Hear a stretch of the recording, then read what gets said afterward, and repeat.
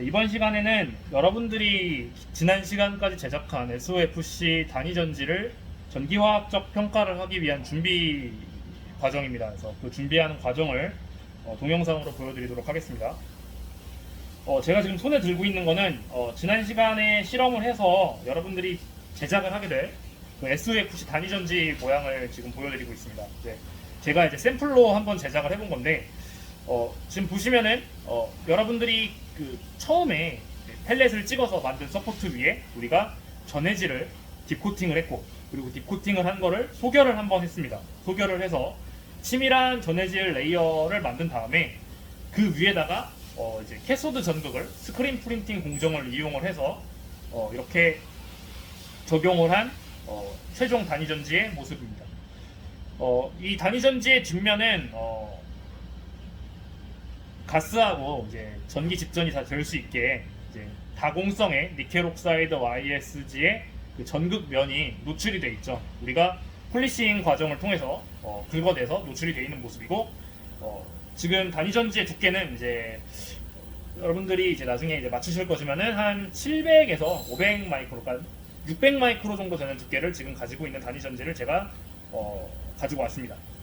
일단 첫 번째로 이 단위 전지 성능 평가를 하기 위해 필요한 어떤 도구들을 제가 하나씩 설명을 해드리겠습니다. 첫 번째로 제가 들고 있는 이 단위 전지가 당연히 필요하실 거고요. 그리고 두 번째로 여기 보이시는 이 평가용 이제 지그가 필요하게 됩니다. 그래서 이 SOFC 단위 전지는 우리가 평가를 이제 최대 이제 900도에서부터 한 600에서 700도까지 낮아야 600에서 700도 정도의 온도에서 이제 단위 전지 평가를 하기 때문에 이 높은 온도에서 버틸 수 있는 이 지그 시스템하고 이 집전 시스템이 필요하게 됩니다. 그래서 지금 보여드리는 이 소재들은 이제 알루미나로 제작이 돼 있어가지고, 알루미늄 옥사이드로 제작이 돼 있어가지고 높은 온도에서 이제 변형이나 아니면은 어떤 기계적인 어떤 변형 없이 사용을 할 수 있는 소재로 되어 있고요. 그리고 집전 부분 같은 경우에는 지금 카메라에 잘 보이시나요? 요게 이제 플래티넘으로 된, 백금으로 된 이제 메쉬하고 이제 와이어입니다. 그래서 요게 이제 높은 온도에서도 녹지 않고 잘 전기 전도를 할 수 있기 때문에 이런 소재를 이용을 해서 우리가 연료전지의 성능 평가를 할 예정입니다. 그리고 나서 이제 이게 연료전지이기 때문에 우리가 한쪽은 이제 캐소드 쪽은 에어를 집어넣어 줄 거고, 이제 에노드 쪽은 수소를 집어넣어 줄 거예요. 근데 이게 그냥 단순히 섞여버리면 안 되겠죠. 그래서 이 캐소드하고 에노드, 그러니까 공기극하고 그 연료극의 이제 가스를 잘 분리하기 위한 어떤 그 조치가 필요할 거예요. 그래서 지금 제가 손에 들고 있는 요거를 이용할 건데, 얘는 이제 보로실리케이트 33이라고 불리는 이제 유리로 만든 링이에요. 이 유리로 만든 링으로 한쪽은 이제 캐소드 쪽에 이렇게 접착을 하고, 나머지 한쪽을 에노드 쪽에 이렇게 접착을 해서 이렇게 샌드위치처럼 만든 다음에 요거를 이제 고온에서 열 처리를 하게 되면은 얘네가 서로 이제 눌러붙겠죠. 유리가 녹아서. 그러면 얘네가 이제 에노드하고 캐소드에 이제 직접적인 어떤 그 가스 혼합을 이제 방지를 해주는 이제 실란트의 역할을 하게 될 겁니다. 그래서 이런 글라스 형태의 실란트가 사용이 되고요. 또 여기 보이시는 요 하얀색 통은 얘는 이제 전기화학 실험에 사용이 되는 이제 플래티넘 페이스트입니다. 백금으로 만든 어떤 잉크 같은 거라고 보시면 돼요. 그래서 요거를 캐소드 표면에 우리가 붓으로 살짝 발라 주어가지고 플래티넘 캐소드의 집전을 좀 도와줄 역할을 하게 됩니다. 그래서 일단은 셀을 올리기 직전 이제 캐소드 쪽에 우리가 플래티넘을 도포를 해야 되기 때문에 그 과정을 좀 간단하게 보여드리도록 하겠습니다. 그래서 보통은 다양한 방법이 있는데, 이제 저희 실험에서는 붓을 가지고 이제 브러쉬 코팅을 하도록 하겠습니다. 제가 미리 좀 플래티넘 페이스트를 소분을 해놓은 상황이고요. 요거를 잘 발라서 캐소드 위에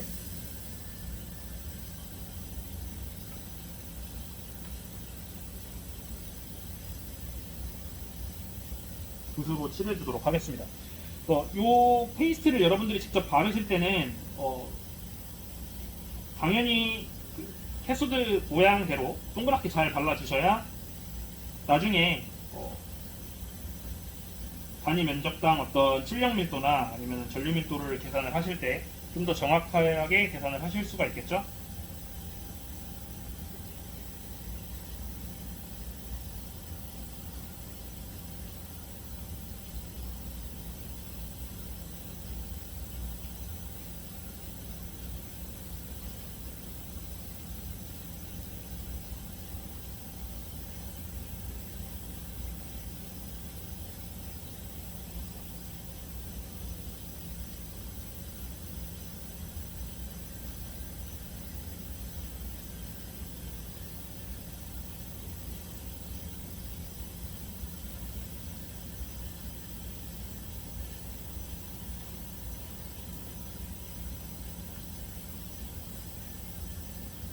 지금 캐소드 위에다가 제가 플래티넘 페이스트를 잘 도포를 했습니다.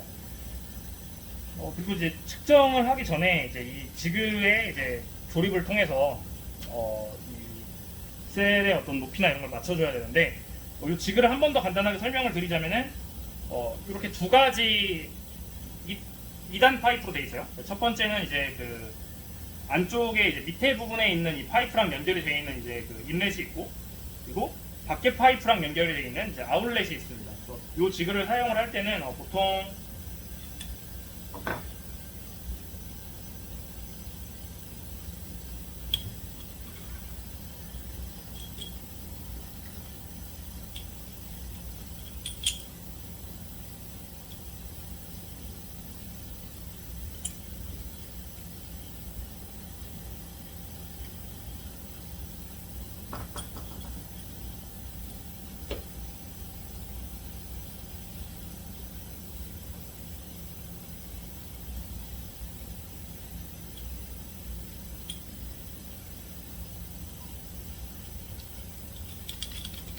이렇게 결합을 해서 사용을 하게 되는데, 요 안에는 이제 이렇게 생겼습니다.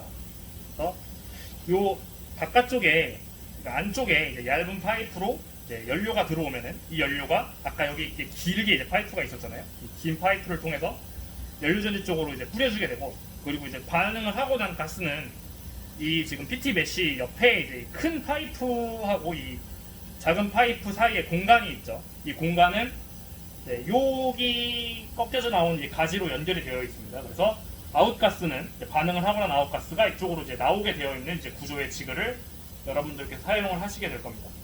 그래서 연료전지를 어떻게 뭐 장착이 되는지 한번 올려보면은 이런 식의 구조로 장착이 되어서 측정을 하게 되겠죠. 반대편 지그도 마찬가지 방법으로 이런 식으로 준비를 해주시고, 실제 셀 테스트를 하기 위해서 장비에다가 연료전지 장착하는 것을 한번 보여드리도록 하겠습니다.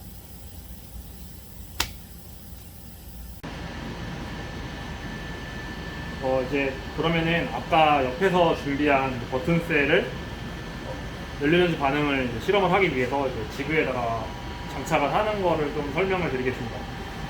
지금 보시는 거는 아까 설명드렸던 그 알루미늄 평가용 지그를 우리가 튜브 퍼니스 안에다가 설치를 한 상황이고요.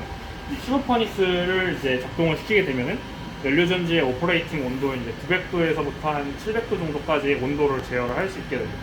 그리고 이 장비 같은 경우에는 이제 연료전지의 연료의 종류는 상당히 다양하게 있습니다. 그래서 보통은 수소를 사용을 하지만 이 수소에 포함된 수증기 농도를 제어할 수도 있고, 아니면은 메탄이나 아니면 CO나 CO2 같은 어떤 하이드로카본 계열 연료를 사용할 수 있기 때문에 그런 연료의 조성과 농도와 유량을 제어해주는 장비가 이제 아래 설치가 되어 있고요. 그리고 그런 연료의 농도들과 그 온도를 제어할 수 있는, 컨트롤할 수 있는 컴퓨터가 여기 같이 있습니다. 그리고 이제 장착을 할 때는 이 위에는 이제 에어라인하고 아웃라인이 이렇게 존재를 하게 되고, 결선을 다 미리 해놓은 상태에서 이 지그를 살짝 들어줍니다. 지그를 살짝 들어보면은 아까 말씀드렸던 그 글라스 실란트가 이제 고정이 되어 있게 되고요. 여기다 이제 단위전지를 올려놓고 중력으로 살짝 이렇게 눌러주게 됩니다. 그러면은 이제 장착이 다 된 모습이고요. 그리고 가열을 하기 위해서 이 퍼니스를 닫고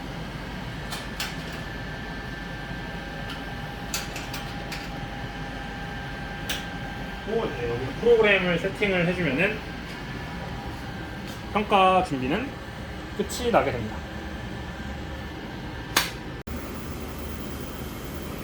네, 이번에는 지난번에 저희가 연료전지를 샘플을 다 만들고 나서 그리고 연료전지 평가 장비 위에다가 버튼셀을 장착을 했습니다. 그리고 우리가 마지막으로 온도까지 올려가지고 평가 준비를 하는 것까지 보여드렸는데 이제는 이제 그 온도가 다 올라가서 평가를 시작을 하려고 해요. 평가를 시작을 하려면은 일단 기본적으로 어떤 장비가 사용이 되고 어떤 방식으로 무엇을 평가할지를 조금 알아야 되기 때문에 그거에 대한 좀 사전 설명을 드리도록 하겠습니다.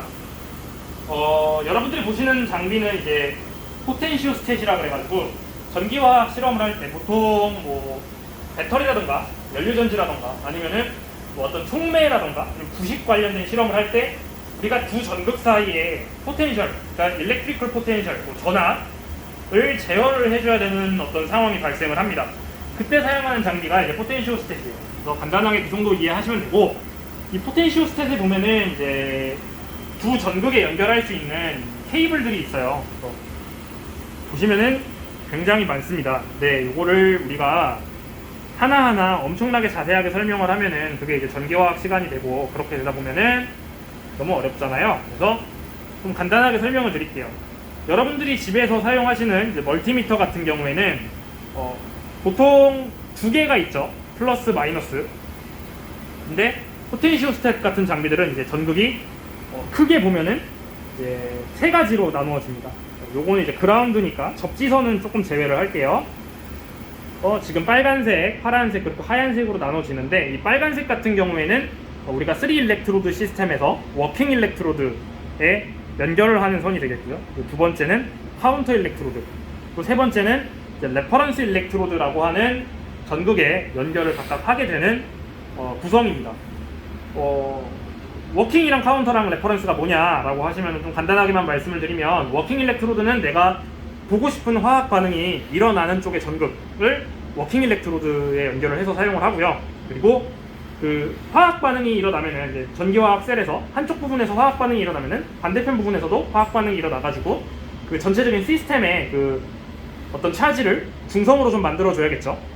그러려면 이제 카운터 일렉트로드 쪽에서 뭐 전자를 주거나 받거나 하는 반대편 일렉트로드가 존재를 해야 되겠습니다. 그래서 요거는 이제 워킹 일렉트로드의 반대편에서 이제 전하를 맞춰주는 그 카운터 일렉트로드라고 보시면 되고요. 그럼 레퍼런스 일렉트로드가 뭐냐? 레퍼런스 일렉트로드는 이제 그 말 그대로 레퍼런스가 이제 기준이잖아요, 한국말로. 그래서 그 어떤 기준이냐면은 전이차의 기준을 이제 잡아주는 그 일렉트로드라고 할 수 있겠습니다. 우리가 보통 이제 두 전극 사이의 전위는 이 두 전극 사이의 그 케미컬 액티비티, 그러니까 화학적인 그런 농도에 따라서 결정이 된다고 너른스트 이퀘이션에 이제 나와 있죠.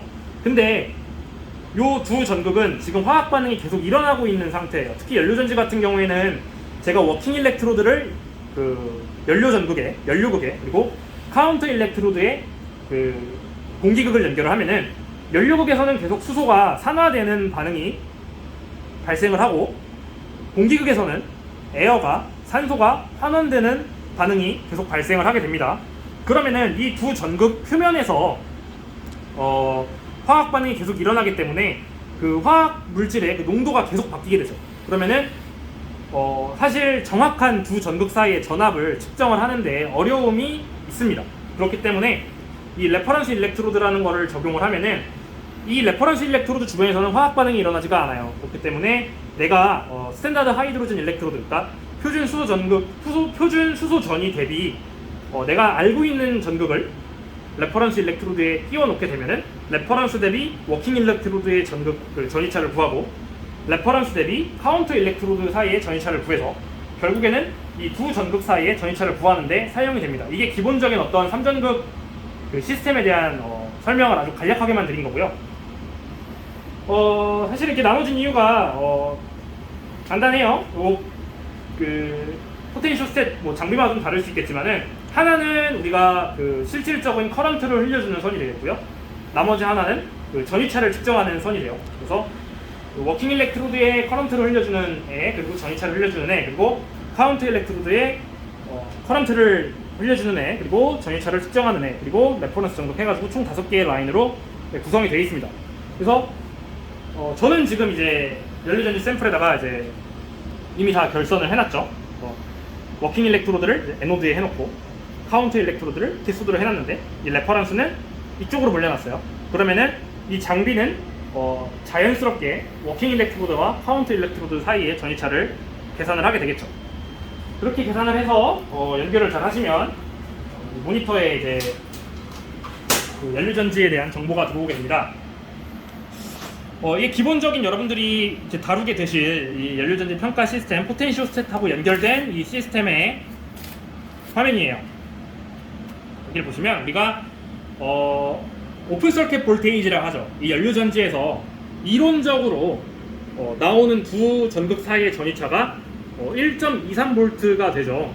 요거는 이제 이론 수업에서 이미 말씀을 드렸겠지만 네른스티 이퀘이션에 따라서 한쪽에는 이제 양쪽 그 두 전극 사이에 PO2를 계산을 하면은 원래 1.23V가 나오게 됩니다. 근데 거기서 뭐 와이어라든지 아니면 뭐 전해질이라든지 아니면 전극이라든지 이런 어떤 저항을 가진 물질들이 이제 그 사이에 이제 회로를 구성하기 때문에 그런 어떤 그 로스들을 다 빼서 좀 더 낮은 이론값보다 낮은 이제 전위차가 형성이 되었고요. 그리고 무엇보다 저 연료극에 넣어주는 그 수소가 이제 100% H2가 아니잖아요. 그래서 우리가 버블러를 사용하면서 약 4% 정도의 이제 수분을 함유한 연료를 넣어줬기 때문에 그에 따라서 PO2가 조금 상승을 하고 그 상승한 PO2 때문에 이제 그 OCV가 이론값보다 조금 더 낮아지게 나타나고 있어요. 일단 OCV는 이게 잘 뜬다는 얘기는 일단 그 두 전극 사이에 케미컬 농도가 일정하다는 얘기가 되고, 그렇게 됐다면은 그 전해질의 어떤 피놀이라든지 아니면 뭐 크랙이라든지 이런 것 때문에 뭐 연료가 바로 혼합이 되지 않는, 바로 이제 믹스처가 되는 그런 현상이 일어나지 않고 잘 지금 준비가 됐다고 볼 수 있겠습니다. 우리 그 연료전지 시험에서는 두 가지 데이터를 모을 거예요. 첫 번째는 연료전지니까 뭐가 제일 중요하냐면은 일단은 내가 같은 연료전지라면은 전기를 많이 생산을 해야 돼요. 그죠? 전기를 많이 생산한다는, 에너지를 많이 생산한다는 거는 결국에 이 연료전지에서 낼 수 있는 파워 덴시티가 높아야 돼요.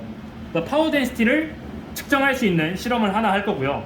그리고 임피던스, 연료전지 임피던스를 우리가 측정을 하게 되면은 전해질이라든지 아니면 전극의 어떤 부분에 있어서 이 문제가, 어떤 부분에 있어서 이 반응에, 연료전지 반응에 문제가 있는지를 문제가 있다기보다는 어떤 부분에 있어서 좀 개선의 여지가 있는지를 좀 볼 수 있어요. 예를 들어서 뭐 전해질이 너무 두꺼워요, 아니면은 뭐 전극의 미세 구조가 너무 뭐 빽빽해요, 아니면 전극의 미세 구조가 너무 헐렁헐렁해서 뭐 컨덕티비티가 좋지 않아요, 뭐 이런 얘기를 하려면은 임피던스를 보면 됩니다. 일단은 하나하나 설명을 하나 드릴게요. 파워 덴시티를 보려면은 이제 P는 IV죠. 그러니까 커런트하고 볼테이지에 대한 정보가 필요합니다. 그러려면은 이제 여러 가지 이제 실험 셋 중에, 지금 왼쪽을 조금 보여주시겠어요? 네. IVC라는 실험을 할 거예요. 이게 이제 보통 리니어 스왑 볼타메트리라 해가지고 그 전압을 우리가 연료전지의 이제 1.23V 오픈 서킷 볼테이지에서부터 뭐 예를 들어서 뭐 캐소드의 뭐 레퍼런스 대비 뭐 0.3V까지 쭉 스캔을 하면서 전압을 조절하면서 전류가 얼만큼 흐르는지, 커런트 덴시티가 얼만큼 흐르는지를 볼 수 있는 실험이에요. 여기 지금 왼쪽에 창을 보시면 뭐 간단하게 설명을 드릴게요. 위에는 이제 그 이전 실험, 뭐 이거 전에 다른 실험이 있었을 때 뭐 그 실험이 이제 조금 뭐 어떤 실험인지는 모르겠지만 우리가 하는 실험에 영향을 미칠 수가 있잖아요. 그래서 그 영향을 미치지 않게 하기 위해서 조금 앞에 실험을 했으니까 몇 분 뭐 좀 쉬고 가겠다 뭐 이런 얘기고, 중요한 건 이제 두 번째 칸이에요. 두 번째 칸은 이제 우리가 전압을 1.23V의 어떤 그 오픈 서킷 볼테이지에서부터 일정하게 쭉 내리면서 스캔을 하겠다고 했잖아요. 그래서 내리는 속도 중요하겠죠. 지금 여기는 30mV/s의 속도로 전압을 스캔하겠다고 되어 있는 거고요.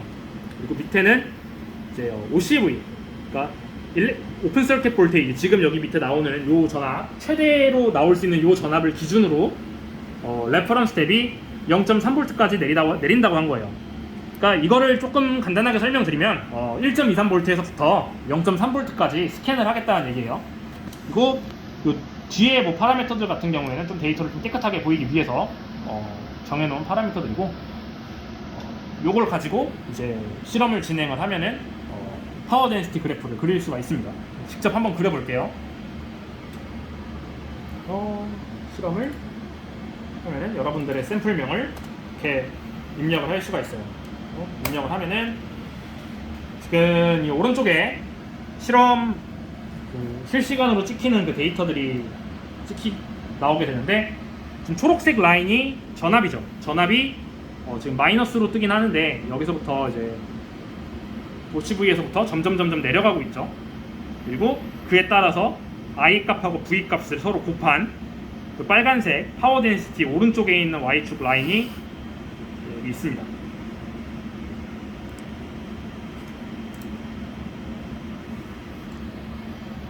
지금 스캔이 끝났어요. 보시면은 커런트 덴시티는 이제 이쪽 그 X축 값을 읽어주시면 되고, 파워 덴시티는 이제 Y축 값을 읽어주시면 되는데, 요 연료전지, 지금 조교들이 준비한 연료전지는 지금 900도씨 온도에서 약 한 1.4W 정도의 파워 덴시티를 갖게 됩니다. 이게 우리가 전극의 그 면적이 0.5제곱센티미터였기 때문에 1제곱센티장을 기준으로 하는 파워 덴시티는 곱하기 2를 한 1.4W 정도 되겠죠. 이렇게 하면은 이제 이 연료전지의 최대 출력 밀도를 알 수 있게 됩니다. 그리고 두 번째로 임피던스 찍는 거를 보여드릴게요. 그래서 새로운 다른 실험을 하려면은 여기 다양한 실험 셋들이 있어요. 그 중에서 이제 임피던스 스펙트로스코피를 선택을 하면은 똑같이 이제 설정 창이 나오게 됩니다. 그래서 임피던스 같은 경우에는 우리가 이론적으로 먼저 말씀을 아마 드렸을 거예요. 임피던스는 이제 각 성분의 이제 리액턴스의 함수가 되죠. 일반적으로 뭐 저항이나 아니면은 뭐 캐패시턴스나 이런 것들을 이제 우리가 이 연료전지에 그대로 대입을 한다고 가정을 했을 때 얘네들의 리액턴스 값의 합이거든요. 그래서 그 리액턴스는 또 이제 주파수의 함수이기 때문에 그 주파수를 어디서부터 어디까지 스캔을 하는지 그거에 대한 이제 파라미터들을 정하게 됩니다. 그래서 나르키스트 플랫에서 이제 먼저 찍히는 이니셜 프리퀀시를 예를 들어서 뭐 200kHz부터 우리가 마지막에 찍는 뭐 범위를 뭐 100mHz라고 했을 때, 그때 뭐 이제 우리가 AC 커런트이기 때문에 앰플리튜드를 뭐 설정을 하고, 밑에는 또 이제 그 얘네들의 어떤 그 파라미터들이에요. 좀 평균 값을 좀 이쁘게 보이기 위해서 하는 파라미터들이에요. 했을 때 또 이렇게 진행을 해볼게요. 경고창 이거는 이것 때문에 퀄리티 이렇게 잘하는 거예요. 그래서 EIS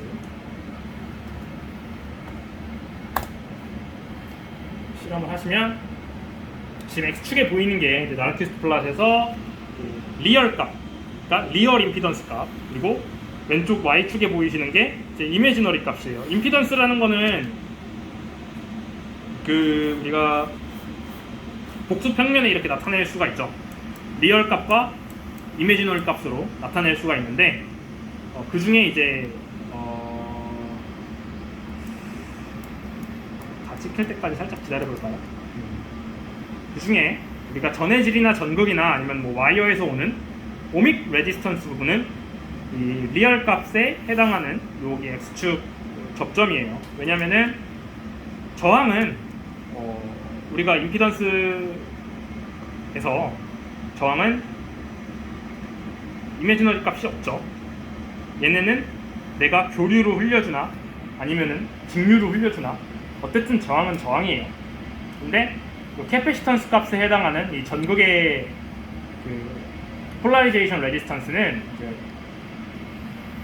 전기화학 반응은 이제 얘는 표면에서 발생을 하기 때문에 약간은 캐패시턴스의 어떤 텀을 가지고 있죠. 그렇기 때문에 얘네들은 이제 이미지너리 값이 나타나게 됩니다. 그러면 지금 오믹 레지스턴스는 약 한 전극의 면적을 고려한 ASR 값으로 고려를 했을 때 약 한 1.5옴 정도 나온 거고요. 그리고 여기서부터 이 두 접점 사이를 우리가 전극의 폴라리제이션 레지스턴스라고 했을 때 약 지금 0.8에서 0.2 정도 잡으면은 0.6에서 0.3 정도 측정이 됐습니다. 이렇게 측정을 하면은 연료전지 평가 실험이 기본적인 평가 실험이 완료가 됩니다.